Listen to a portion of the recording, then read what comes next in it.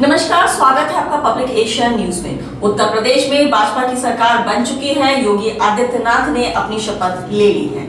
अब तैयारी है 2024 के चुनाव की। आइए इसी पर विस्तार में बात करते हैं पब्लिक एशिया के ग्रुप एडिटर मुकेश वस्ती से। मुकेश जी, स्वागत है आपका पब्लिक एशिया न्यूज में। धन्यवाद स्वाति। मुकेश जी, हमने देखा उत्तर प्रदेश में भाजपा की जो है सरकार बनी है और पूर्ण बहुमत के साथ बनी है। बहुत ही अच्छा प्रदर्शन किया है योगी आदित्यनाथ जी ने। तो अब इसको क्या माने? क्या ये क्या ये एक तरीके से देखा जाए तो सेमीफाइनल है 2024 का, या 2024 की तरफ क्या इशारा करती है ये इनकी जीत? स्वाति जी, उत्तर प्रदेश में भारतीय जनता पार्टी की सरकार बनी और 37 साल के बाद ये इतिहास दोहराया गया है कि दोबारा कोई सरकार में आया है। पूर्ण बहुमत की सरकार है और अपेक्षाओं से ज़्यादा सीटें भारतीय जनता पार्टी ने जीती, जिसमें कड़ा मुकाबला रहा। समाजवादी पार्टी गठबंधन ने बहुत ज़बरदस्त टक्कर दी। इसी को लेकर अनेकों चुनौतियां उत्तर प्रदेश में अब देखने को मिलेंगी। जैसे समाजवादी पार्टी के राष्ट्रीय अध्यक्ष अखिलेश यादव ने लोकसभा से इस्तीफा देकर उत्तर प्रदेश की राजनीति में अपनी भूमिका बढ़ा दी है। ये भारतीय जनता पार्टी के लिए चुनौती भरा रहेगा 2 साल। और 24 में अगर भारतीय जनता पार्टी ने जो वायदे उत्तर प्रदेश की जनता से किए हैं, अगर वो पूरे नहीं हुए तो 2024 मुश्किल में है। पर देखा जाए तो जिस तरीके से भाजपा की सीटें आई हैं और इतनी अच्छी सीटें आई हैं, और पहले भी भाजपा की सरकार ही थी। योगी आदित्यनाथ ने यूपी में 5 साल अपनी सरकार चलाई, अच्छा काम किया, तभी इतने अच्छे बहुमत के साथ में सरकार आई है। तो ये इशारा करती है कि हाँ, लोगों का रुझान भाजपा की तरफ है। 2024 एक तरह से देखा जाए तो 2024 की तरफ एक हमें क्या क्लियर पिक्चर दिख रही है? स्वाति, तुमने देखा होगा कि उत्तर प्रदेश में जो इस बार चुनाव हुआ, भारतीय जनता पार्टी के दिग्गजों ने डोर टू डोर कैंपेनिंग की, जो पहली बार हुआ। कभी भारतीय जनता पार्टी के बड़े नेता डोर टू डोर कैंपेनिंग करते नजर नहीं आए। भारतीय जनता पार्टी को पता था कि इस बार हमारा मुकाबला बहुत कड़ा है, और आपने देखा वो कड़ा रहा भी।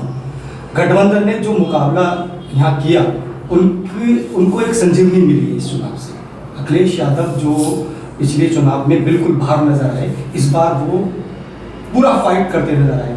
और उत्तर प्रदेश में ऐसी करीब 50 सीटों पर समाजवादी पार्टी के जो कैंडिडेट हैं बहुत कम मार्जिन से हारे। तो सरकार तो उत्तर प्रदेश में भारतीय जनता पार्टी ने बना ली, लेकिन उनके लिए बहुत चुनौतियां हैं। जैसे दलितों पर अत्याचार, आपने देखा पिछली सरकार में और इस सरकार में दलितों पर जो अत्याचार स्टार्ट हुए, उस पर सरकार को काम करना होगा। जो ब्राह्मण नाराज थे उस पर काम करना होगा। तो देखा जाए तो ब्राह्मणों को अच्छे कई मंत्री ब्राह्मण ही बनाए हैं। देखा जाए तो डिप्टी सीएम भी ब्राह्मण ही बनाया गया है। ये एक तरफ इशारा ही है कि हम उनको बिल्कुल ठीक है, ब्राह्मण डिप्टी सीएम बनाया। पहले भी ब्राह्मण एक डिप्टी सीएम है, लेकिन जो डिप्टी सीएम ब्राह्मण बने हैं वो ब्राह्मणों का कितना ध्यान रखते हैं, हाँ, ये तो देखने वाला विषय है। पिछली बार जो डिप्टी सीएम थे उन्होंने ब्राह्मणों को नजरअंदाज कर दिया। तो पार्टी को बहुत काम करना होगा, बहुत चुनौतियां हैं।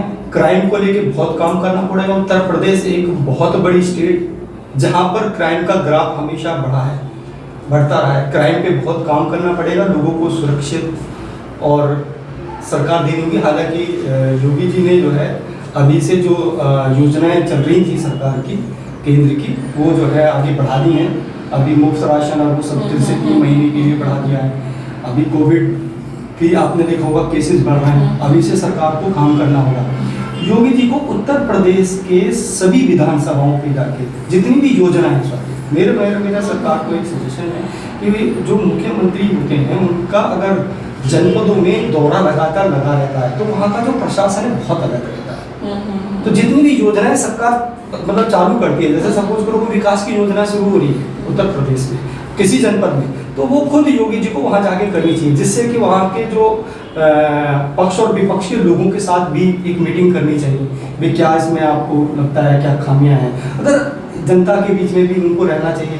अगर इस तरह की अगर चीज़ें अगर सरकार करेगी तो मुझे लगता है कि बहुत आसान चुनाव होगा फिर उनके लिए। अच्छा, कांग्रेस इतनी बड़ी पार्टी रही है, इतने सालों राज किया है कांग्रेस ने, देखा जाए तो इस चुनाव में जो कांग्रेस की जो सीटें आई हैं उसको देख के बड़ी निराशा होती है कि किस तरीके से इतनी बड़ी पार्टी आज कितने कहाँ पे आ गई है। तो मैं ये जानना चाहूंगी आपको क्या लगता है, कांग्रेस तो साथ है ही, बाकी अदर पार्टी भी इस जो चुनाव में जो नतीजा है इससे क्या सीख लेनी चाहिए और क्या रणनीति उनको अपनानी चाहिए कांग्रेस को और अदर पार्टी को?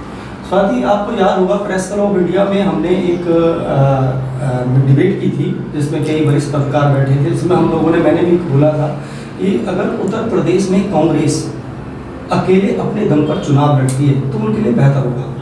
प्रियंका गांधी ने उत्तर प्रदेश में अकेले दम पर लड़ी और उनका जो वोट परसेंटेज है विधानसभा वाइज इंक्रीज हुआ। जो पार्टी की तरफ से लोग भाग गए थे, चले गए थे छोड़ के, वो धीरे धीरे वापस आए पार्टी की तरफ। बिकॉज बेशक उनको 2 सीटें मिली हों उत्तर प्रदेश में, लेकिन पार्टी का वोट बैंक बढ़ा और कांग्रेस की जो हवा चली गई थी उत्तर प्रदेश से, साफ हो गई थी, वो धीरे धीरे बढ़ने लगी। तो स्वाति, मुझे ऐसा लगता है कि अभी 24 तक कांग्रेस के लिए बुरा वक्त है, क्योंकि मोदी जी ने देश की जनता को जो भूला है वो आज तक किया है। चाहे वो कश्मीर का मामला हो, राम मंदिर का मामला हो, 3 तलाक हो, जितने भी मामले थे उन्होंने मतलब जब पहली बार वो सरकार में आए थे उससे पहले उनकी जो जनसभा हुई वो सब बोले तो वो किया। तो उन्होंने एक बात और बोली थी, आपको याद होगा, कि कांग्रेस मुक्त भारत। अभी कांग्रेस मुक्त भारत 2 स्टेट में कांग्रेस की सरकार है, राजस्थान और छत्तीसगढ़। राजस्थान में अगला साल चुनाव होना है, तो मुझे लगता है कि वहाँ बीजेपी बहुत अच्छे से काम कर रही है और लगता है कि शायद सरकार बना ली। तो मैं ये बस आपसे जानना चाहती हूँ, तो दूसरी पार्टी को क्या सीख लेनी चाहिए राजनीति, जैसे इस चुनाव में जो उनके नतीजे आए हैं?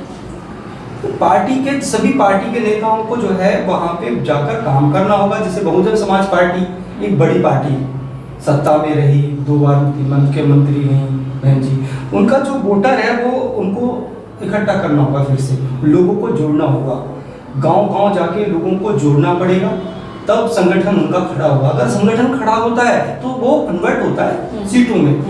जब संगठन ही नहीं रहेगा तो फिर कैसे वो आप करेंगे? आपने देखा कि सिर्फ 2 ही पार्टी उत्तर प्रदेश में संगठन में हैं इस समय मौजूद है, समाजवादी पार्टी और बीजेपी का गांव-गांव, ब्लॉक हर जगह उनका जो है वोटर है, उनके लोग हैं जो पार्टी के लिए काम करते हैं। इसी तरह का संगठन बनाना पड़ेगा और अन्य पार्टियों को भी, जो पार्टियां अभी नहीं बना पाई हैं। लोग जुड़ना ही नहीं चाहते। मतलब लोगों के दिमाग में ये बात आ गई है कि अब तो जो है 2029 तक लंबी पारी जो है बीजेपी की रहेगी, तो हम क्यों कांग्रेस को या बीएसपी को क्यों जोड़ें? तो इन लोगों को कन्विंस करना होगा, लोगों को पार्टी में शामिल करने के लिए, अगर उत्तर प्रदेश में 2024 में बीजेपी से फाइट करनी है। धन्यवाद मुकेश जी।